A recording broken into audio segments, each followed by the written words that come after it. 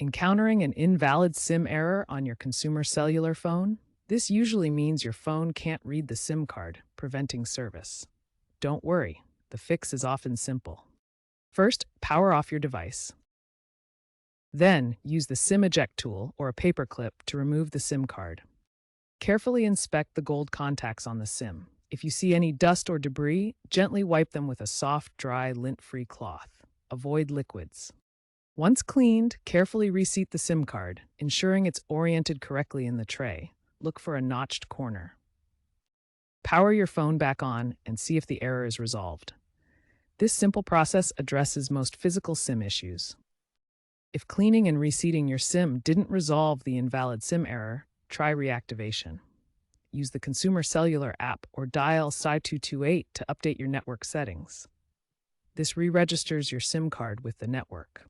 If reactivation doesn't work, there could be a deeper issue. Check your account status to ensure it's active and in good standing. It's also possible the SIM card itself is damaged or faulty. Contact Consumer Cellular support at 1-888-345-5509 for assistance.